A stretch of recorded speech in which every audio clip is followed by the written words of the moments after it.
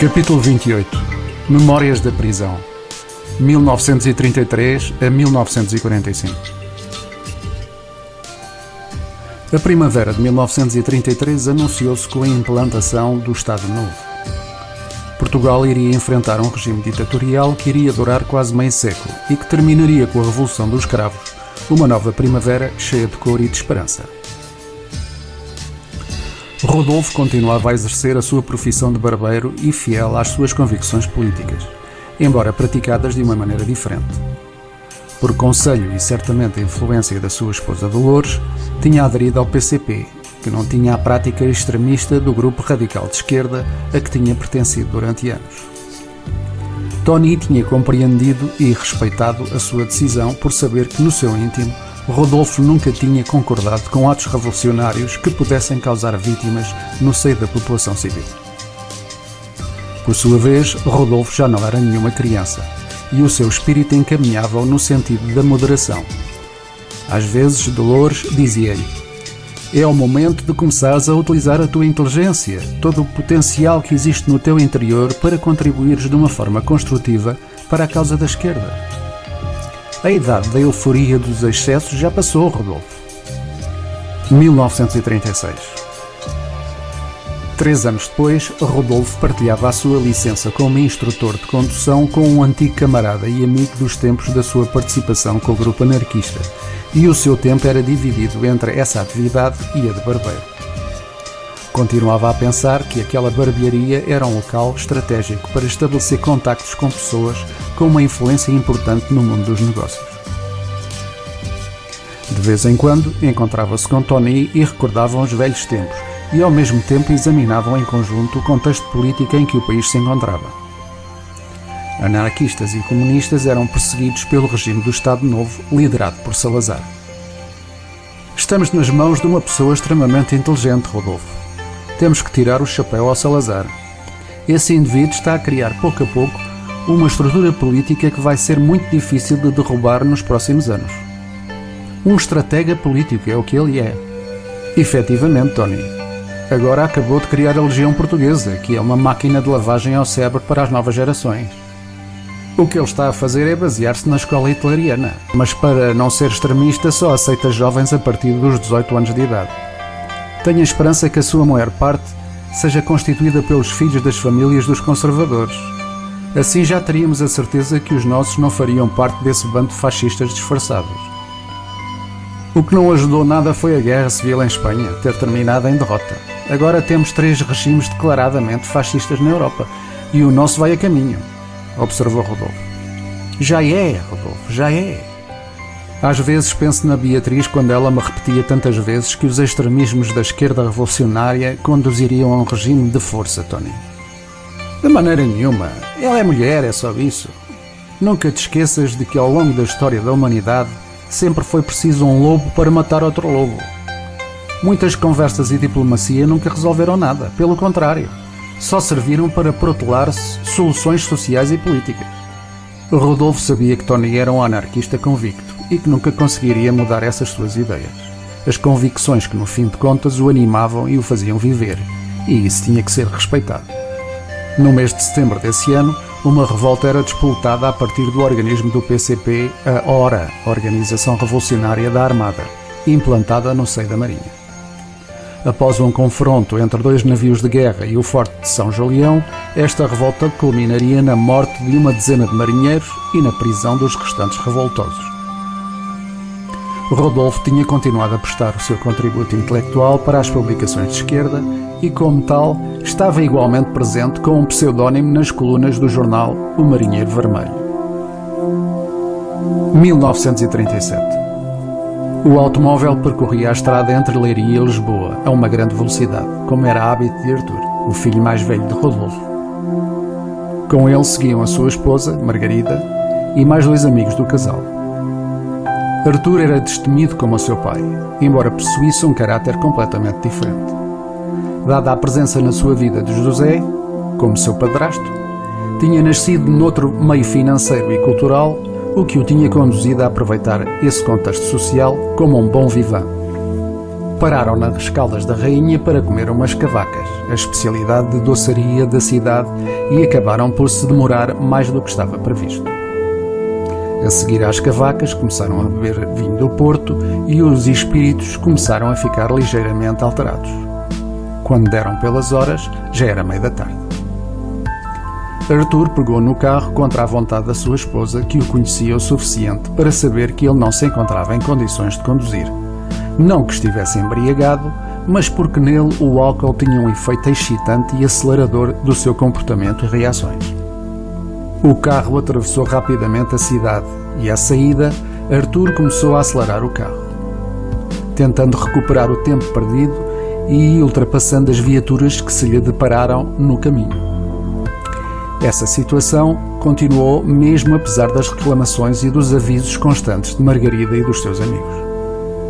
O carro à sua frente circulava igualmente a uma grande velocidade, o que dificultava a ultrapassagem tão pretendida por Arthur. Ambos os veículos alcançaram um ponto da estrada que começava a descer e cuja inclinação era substancialmente acentuada, pelo que ele tentou a sua sorte e acelerou ao máximo. Ambos os carros percorriam o asfalto como setas. Arthur ganhava terreno rapidamente, acabando por ultrapassar o outro carro. A poucas dezenas de metros, a descida acabava numa curva muito apertada. Arthur torceu a direção, raspando um muro que protegia a curva, mas o impacto foi inevitável. O carro foi projetado para a esquerda e para a direita, até finalmente parar contra o muro metros mais adiante, virado do lado do condutor.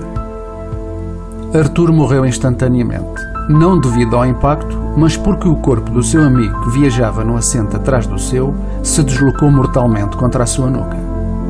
O seu peso, aliado ao impacto, tinha-se tornado numa arma mortífera. A saga de Rodolfo continuava. Parecia que tinha nascido para suportar a dor e o sofrimento, não só pelo que tinha suportado como violência física e emocional quando criança, mas igualmente depois de adulto e como pai. No funeral de Arthur, Rodolfo e Beatriz choravam e abraçavam-se, partilhando essa dor de pais que só eles podiam sentir tão profundamente. Apesar do contexto de tragédia e de infelicidade que se vivia, este acontecimento serviria para a reconciliação entre os dois numa pura base de amizade. Arthur tinha deixado um neto a Rodolfo. Mais tarde, ele tornar-se-ia como um pai para ele, após a sua mãe o ter enviado compulsivamente para um internato. Esta situação iria criar um ambiente de animosidade e de guerra entre Rodolfo e a esposa do seu falecido filho, Margarida, rejeitando esse tipo de decisão, sobretudo vindo de uma mãe. Tentou inúmeras vezes convencê-la para que o pequenito vivesse na sua casa, mas sem sucesso. O atentado. No dia 4 de julho, uma bomba deflagrava na Avenida Barbosa do Bocage, abrindo uma enorme cratera no pavimento. O seu objetivo era matar António de Oliveira Salazar, que se deslocava no seu carro, mas o mesmo sairia ileso deste atentado devido a um erro de posicionamento daquele explosivo. O atentado seria atribuído às forças anarco-sindicalistas, com o envolvimento de Emílio Santana como principal estratega na organização desse tiranicídio. O regime utilizaria este fracasso para promover ideologicamente o sistema político em vigor, aparecendo os seus dirigentes como heróis aos olhos da população contra os atos terroristas praticados pelas forças revolucionárias. Os meses que se seguem são alvo de perseguições intermináveis aos comunistas e aos anarco-sindicalistas. Rodolfo apoiava frequentemente Tony com a sua presença, não só por solidariedade política, mas igualmente pela amizade que nutria em relação àquela pessoa, mesmo uma certa preocupação. Os anos tinham passado e Tony não se encontrava na flor da juventude. Não há dúvida que as pessoas ruins estão protegidas pelos deuses, Rodolfo. Vê lá a sorte daquele bandido em não ter voado pelos ares. Sabes que até o Hitler lhe enviou um telegrama a dar-lhe os parabéns por ter sobrevivido ao atentado? Todos os diabos têm sorte, como se costuma dizer, Tony. Estamos nas mãos dos ditadores fascistas mais importantes da história política do século XX. Hitler, Mussolini, Franco e o nosso Salazar. Então não acha que isto deveria ser um motivo para estarmos orgulhosos? Começou Rodolfo a picar o seu amigo. Mas que coleção de cromos! Exclamava Tony com o seu habitual sentido de humor. Mas fora de brincadeiras, sabes que até o Mussolini enviou elementos da polícia secreta italiana para ajudar o Salazar nas investigações? Isto não está nada fácil para nós, Rodolfo. Sim, sei que tem havido bastantes vítimas do nosso lado, mesmo suicídios devido a torturas praticadas pela polícia política. Mas eles também se vangloriam em exagero pelos sucessos no desmantelamento das nossas forças, que não correspondem à realidade. Isso faz parte da sua demagogia e dos seus métodos, Rodolfo. Já estamos habituados a isso. Já era o fim da tarde. Rodolfo despediu-se de Tony e entrou no seu carro com destino à sua casa. Tomou a direção de Algés e dirigiu-se ao cais do Sodré quando se apercebeu que um carro se mantinha atrás dele, o que o levou a mudar frequentemente de faixa, testando o comportamento do condutor que o seguia tão insistentemente. A sua primeira reação foi acelerar, mas não havia muito espaço de manobra. Já no Terreiro do Paço, decidiu não tomar a direção de casa e seguiu em frente, direito à estação de Santa Apolónia, de onde poderia subir até à Graça e daí juntar-se finalmente a Dolores. O veículo que o seguia não se afastava dele e a um certo momento conseguiu aperceber-se de que estavam 4 indivíduos no seu interior. A primeira reação que teve foi seguir mais uma vez em frente em direção a Cabo Ruivo. Desse modo poderia afastá-los do seu domicílio, protegendo a sua família de eventuais episódios de violência e agressão. Acelerava o mais possível, mas o outro veículo era muito mais potente e veloz. Percorreu uns quilómetros até se encontrar numa zona mais livre da circulação de outros carros e acabou por decidir encostar e saber o que é que se passava. O outro veículo parou imediatamente à sua frente, posicionando-se em espiga e impedindo de avançar repentinamente, só se fosse de marcha atrás. Mas essa não era a intenção de Rodolfo. Segundo o seu caráter, costumava dizer que tem que se agarrar o boi pelos cornos, o que considerava como a única solução para identificar e tentar resolver um problema daquela natureza. E foi isso que fez. Os 4 indivíduos saíram velozmente do outro veículo e rodearam o seu carro. Um deles ordenou-lhe que saísse, ao que ele obedeceu, e o outro tomou o seu lugar. Rodolfo não fez perguntas porque achou que a situação era bastante clara. Não restavam dúvidas de que eram da polícia política, e pelo seu lado, eles estavam conscientes de que Rodolfo se tinha apercebido disso. Ambos os lados agiam como profissionais que se conheciam há bastante tempo. Ordenaram-lhe que se sentasse no banco de trás da sua própria viatura, acompanhado por um dos elementos. Os outros 2 voltaram a entrar para o outro carro e ambos os veículos seguiram no sentido inverso, em direção a Algés. Temos andado a acompanhar as tuas atividades intelectuais, Rodolfo. Pelos vistos, não te serviu de lição o primeiro contacto que tiveste com os nossos serviços de segurança do Estado. Disse-lhe o indivíduo ao seu lado. Não me lembro de nada, retorquiu Rodolfo com um ar provocador. Não te armes em malandro. A esta hora, esse teu amigo com quem estiveste também deve certamente ter visitas na sua casa. É facto consumado que ainda hoje se vão encontrar novamente. Acho que é melhor começares a relatar-nos qual é o conteúdo das conversas que vocês têm. Se calhar são sobre o atentado de que foi alvo o nosso dirigente Salazar. Será que não estão a planear outro? Continuou a polícia. Rodolfo manteve-se em silêncio. Sabia que não valia a pena contestar fosse o que fosse, e desta vez não tinha dúvidas que o mau bocado por que iria passar não se restringiria a umas poucas horas. Os carros dirigiram-se mais uma vez à mercearia de Tony e estacionaram à sua frente com uma relativa distância entre eles. Bastante recuados, Rodolfo e os seus acompanhantes assistiram a outros 2 elementos da polícia política trazerem Tony, agarrando-o pelos braços enquanto ele cambaleava. Aparentemente, já tinha sido alvo de agressões físicas e foi nesse estado de fragilidade que o introduziram no primeiro veículo. Daí seguiram em direção a Oeiras. Rodolfo observava o trajeto, pensando em Dolores e no seu filho Ricardo, como eles deveriam ficar preocupados com a sua ausência repentina. A um certo momento, visualizou o local onde iria passar uma parte da sua vida. O Forte de Dom Luís, conhecido como Forte Prisão de Caxias. No dia seguinte, a preocupação mobilizava Dolores, José e Beatriz.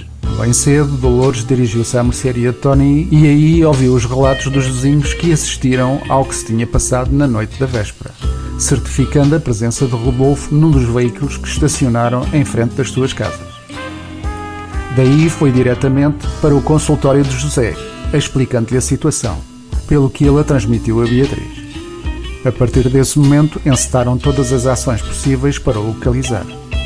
Existiam várias possibilidades, desde Caxias, passando pela prisão do Aljube ou de Peniche, até na prisão da PVDE.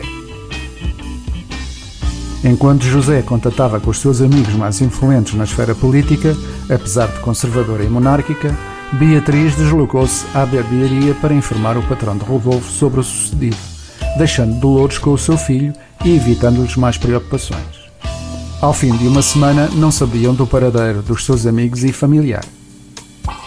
Tony e Rodolfo encontravam-se face a face numa das celas subterrâneas da prisão de Caxias. Nessa noite não os tinham deixado dormir, o que já fazia parte do processo de tortura pelo sono, em que os presos eram privados de dormir durante dias consecutivos. A presença dos dois numa só cela não era habitual. Normalmente os interrogatórios eram praticados individualmente para que não houvessem testemunhas sobre os atos arbitrários da parte da polícia política. Mas naquele caso específico, existia outro objetivo que lhes iria ser revelado. Num determinado momento entrou um polícia corpulento, uma figura de que Rodolfo nunca poderia esquecer-se. Tinha sido aquele indivíduo que há anos atrás o tinha agredido consecutivamente ao ponto de ficar inconsciente. Ora, se não é o meu amigo Rodolfo, o mundo é pequeno e voltamos a encontrar-nos. Tony cruzava olhares com ele que denotavam ódio e ira, o que aumentava a preocupação de Rodolfo. Conhecia o seu caráter e previa que o pior iria acontecer porque certamente iria resistir à polícia política. Essa preocupação era agravada pelo facto de Tony já se encontrar com uma certa idade, para não falar de que o considerava não só como amigo, mas igualmente como um pai. À porta da cela estavam mais 2 guardas com matracas e com ar ameaçador. Dentro da cela, Rodolfo e Tony estavam sentados em pequenos bancos redondos. Em frente um ao outro e já desprovidos dos seus objetos pessoais, tinham somente a roupa que lhes revestia os corpos. Vocês os dois são amigos desde há muitos anos, não é verdade? Segundo o que nos foi dito, também fazem parte de uma cela anarquista que se mantém ativa e que possivelmente tem a ver com o atentado feito em julho ao nosso dirigente António de Oliveira Salazar. Começou a polícia. Eu tenho uma mercearia e dirijo o meu negócio como toda a gente. Nada mais do que isso. O Rodolfo foi recolhido por mim há muitos anos porque o seu pai abandonou num vão de escada. Foi através dessas circunstâncias que nos tornamos grandes amigos, quase como família, explicou Tony. Não me está a contar isso para me fazer chorar, pois não? Sabe quantas crianças são abandonadas diariamente no nosso país? Não deve ser porque o governo lhes dá guarida e lhes mata fome, exclamou Tony. Conforme Rodolfo receava, a mão daquele brutamontes caiu sem piedade na sua nuca, enviando diretamente contra o sol. Rodolfo teve o instinto de se levantar para o ajudar a pôr-se de pé, mas foi logo dominado por um dos polícias presentes que se encontrava atrás de si, obrigando-o a sentar-se. Vamos recomeçar sem a presença de opiniões pessoais que possam denegrir a prática social do nosso governo. Diga-me, Rodolfo, onde é que vocês estavam no dia 4 de julho? Deixem o Rodolfo fora disto. Isto é só entre mim e vocês, gritou Tony tentando proteger o seu amigo. Não estamos a falar consigo. Já lá vamos, não tenha pressa. Diga lá, Rodolfo, o que é que você fez nesse dia? Já estamos no fim de agosto, não me é muito fácil lembrar-me em pormenor do que é que eu fiz. Mas penso que foi a rotina diária, apesar desse acontecimento que ocorreu contra o Salazar. Respondeu finalmente o Rodolfo, tentando apaziguar a situação através de uma explicação superficial. E posso saber qual foi essa sua rotina?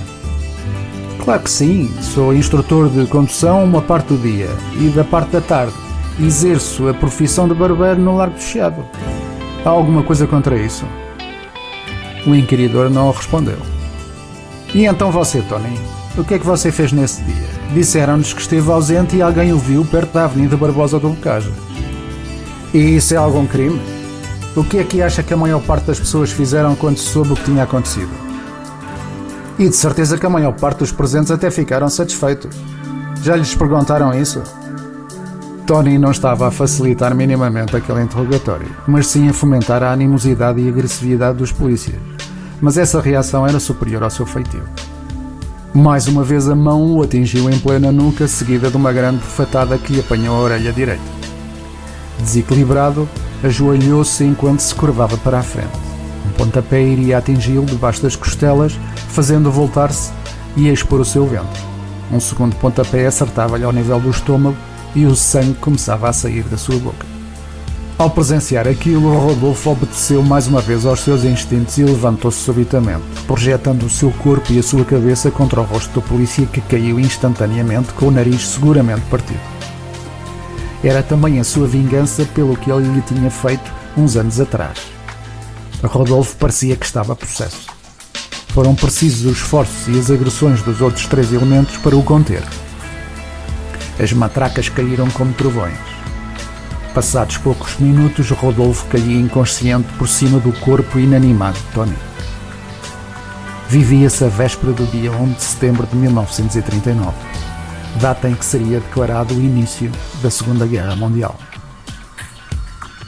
1940. Foram precisos cerca de 3 meses para que José soubesse finalmente onde Rodolfo se encontrava, mas as visitas eram-lhes interditas. Através dos seus contactos tentava minimizar a pena de ambos, mas dada a severidade do regime, até mesmo essas influências eram extremamente limitadas na sua eficacidade. Entretanto, também começava a existir um outro problema, que era a subsistência de Dolores e do seu filho Ricardo. Não se sabia exatamente quanto tempo iria durar esta situação de encarceramento político e a realidade dos factos pedia que se encontrassem soluções. Foi através de pessoas extremamente influentes na esfera política, conservadora e monárquica que José conseguiu arranjar-lhe uma colocação adaptada às suas qualificações como assistente social e coordenadora de grupo. Para esse efeito, Dolores tinha que pôr de parte ideologias políticas, mas isso não constituiu um grande obstáculo para ela, dado ter tendências próximas da esquerda moderada, talvez mesmo próxima da direita moderada. Foi nessas circunstâncias que Dolores se encontrou como governanta do pessoal que fazia parte da equipa de empregadas da mansão do cônsul alemão situada em Belas. Dada a posição política assumida por aquele diplomata em relação ao regime nazi, o qual contestou pela sua prática, a situação de Rodolfo não constituiu nenhum obstáculo e mais tarde seria através da sua influência que a sua libertação seria finalmente obtida. Em fins do ano 1941, Rodolfo encontrava-se numa sala comum que detinha umas dezenas de prisioneiros políticos, na sua maioria comunistas. Os 3 meses que sucederam ao seu aprisionamento e ao de Tony tinham-se passado em condições de completo isolamento em que toda a espécie de coação psicológica tinha sido praticada. Rodolfo tinha sido sujeito a 2 semanas de tortura de sono, sendo interrogado diariamente no sentido de denunciar as atividades anarquistas do seu amigo. Por vezes faziam-no ouvir os gritos de Tony, o qual punham na cela anexa a dele. Mais tarde viria a saber pela boca do mesmo que tinham gravado os seus gritos durante um dos espancamentos iniciais e que faziam passar esse registro nos altifalantes para o iludir e coagir a falar. Do mesmo modo, tinham tentado obter confissões sobre a sua participação num atentado contra Salazar. Todas as tentativas foram infrutíferas, porque Rodolfo ainda não se tinha esquecido dos maltratos que tinham acompanhado a sua vida de criança. Pelo menos isso tinha servido a qualquer coisa, neste caso à sua resistência contra qualquer ato de violência a que fosse sujeito. A mesma situação não ocorreu com Tony, não porque tivesse denunciado algum camarada, mas porque o seu estado de saúde se deteriorou subitamente. Tinha sido vítima de um excesso de agressões físicas, da umidade reinante na sala coletiva para onde foram posteriormente transferidos e que era fechada por um portão com grades por onde o vento e o frio penetravam sem piedade. Aliada a estas circunstâncias, existia a alimentação precária que era dada aos prisioneiros, pelo que acabou por contrair uma tuberculose que o começou a consumir. Rodolfo tinha pesadelos frequentes. Por vezes sonhava que se encontrava num poço, com cordas atadas aos seus pulsos que o obrigavam a ter os braços completamente levantados. Tentava mover os seus pés que estavam juntos, mas não conseguia deslocar-se e libertar-se. O seu corpo oscilava de trás para a frente, cada vez que as cordas eram manipuladas por 2 figuras que se encontravam sentadas no cume do poço, em frente uma à outra. Ao tentar identificar essas personagens, acabava por vislumbrar os rostos de Salazar e de Hitler, e começava a ouvir o riso sádico de ambos ao fazê-lo oscilar como uma marionete. Logo a seguir aparecia um terceiro personagem com uma cara de porquinho que ele relacionava com a figura de Mussolini e que, por ironia do destino, como se o seu sonho fosse um presságio, seria morto e pendurado num gancho de talho de cabeça para baixo e agredido à padrada e desventrado pela população italiana antifascista. A sala em que estavam dava para o estuário do Tejo. Da janela com grades também se podiam avistar os visitantes, as famílias e os amigos dos presos que se deslocavam frequentemente à prisão de Caxias. Os presos não tinham ordem de lhes falar à distância e, por sua vez, os visitantes também eram conhecedores dessa regra. Naquele dia estava à espera de Dolores. Para sua surpresa, ela apareceu na companhia de José e de Beatriz. Rodolfo tinha olheiras profundas e tinha emagrecido substancialmente, o que fez com que eles ficassem bastante preocupados com o seu estado de saúde. Isto não é nada pessoal. É só porque não tenho nenhuma vontade de repetir as refeições que nos são dadas, tal a qualidade que se apresenta nos nossos pratos. Às vezes penso que nem os cães devem querer comer os restos, comentava Rodolfo. E à parte disso, não foste agredido por essa corja de assassinos? Perguntou Dolores. Rodolfo era bastante reservado sobre este tipo de descrições. Preferia guardar a dor e o sofrimento para ele, uma forma de evitar preocupá-los. Não se preocupem com isso, está tudo a passar-se bem neste hotel de 5 estrelas. Respondia com o seu habitual espírito humorista, tentando dissipar aqueles pensamentos sobre a sua pessoa. A Dolores tem ótimas notícias para te dar. Prefiro que seja ela a informar-te, preferiu José.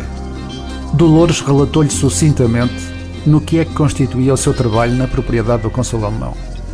Não sem ter um certo receio de que ele não concordasse com aquele emprego por razões políticas. Felizmente que Rodolfo era bastante consciencioso para compreender perfeitamente a necessidade extrema que a tinha levado a aceitar aquelas funções. Também ainda era muito prematuro falar sobre as opções políticas do cônsul, nem ali era o local mais adequado para o fazer.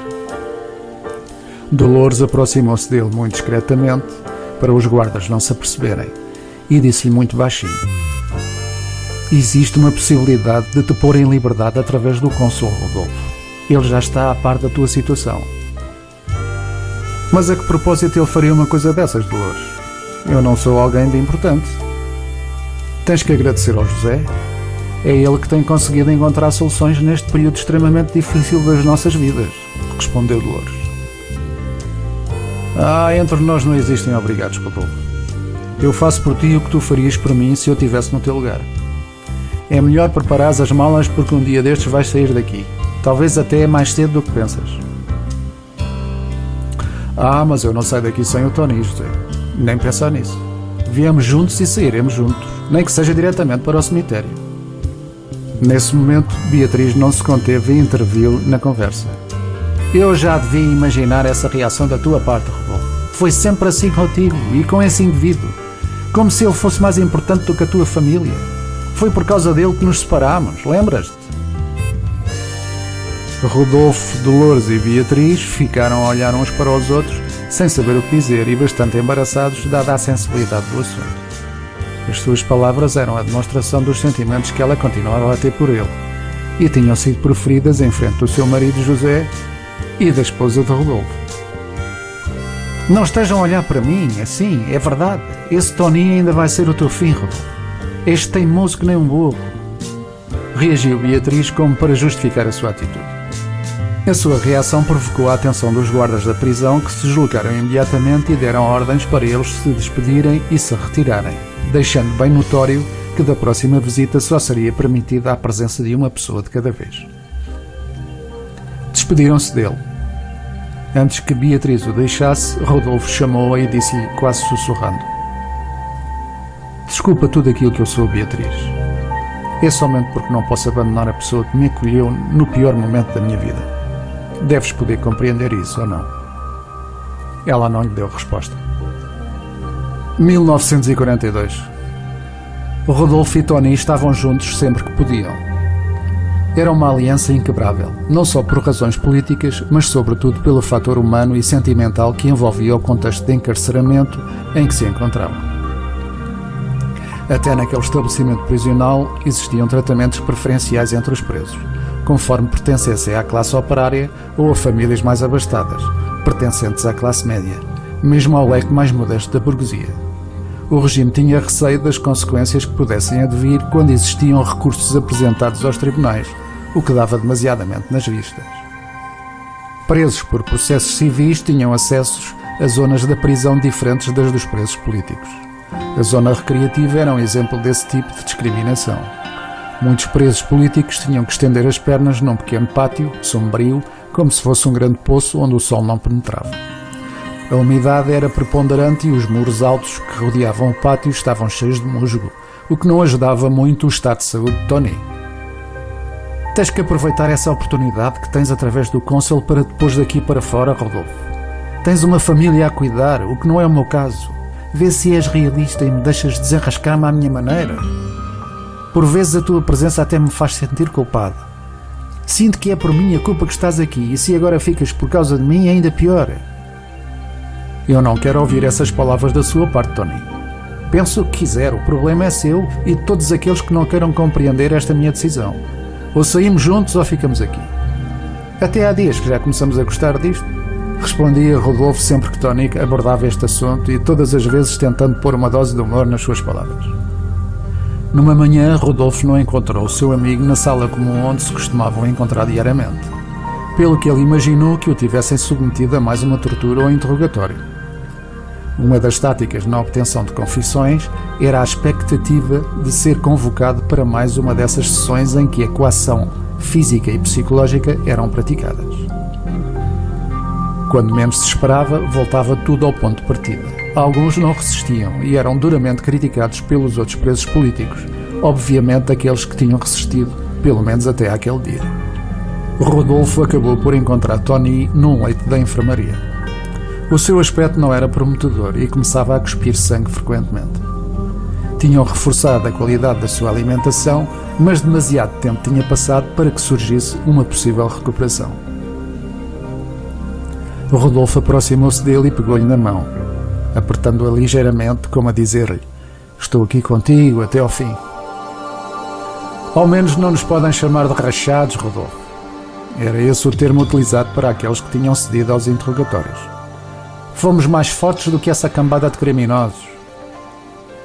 Rodolfo sorria, mas no seu interior tinha uma dor profunda por verificar a condição do seu querido amigo. Passados 2 dias, Tony pereceria à doença e às condições clausurais por que tinha passado. Um mês decorreu até que Rodolfo visse novamente o sol fora dos muros da prisão de Caxias. 1944 a 1956. 3 anos decorreram na vida de Rodolfo e dos seus amigos.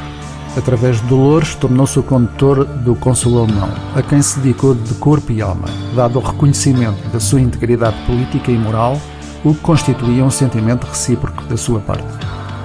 Durante o período final da Segunda Guerra Mundial, Dolores deslocar-se-ia para Madrid com a sua fortuna no seu nome, protegendo contra qualquer possível tentativa de lhe poderem confiscar os bens. O fim da guerra seria finalmente anunciado em 2 de setembro de 1945. Dolores voltaria a Portugal para a propriedade do cônsul, que entretanto se tinha tornado padrinho do seu filho Ricardo. Esta situação de estabilidade duraria até novembro do ano de 1956, data em que o cônsul faleceria aos cuidados de Dolores.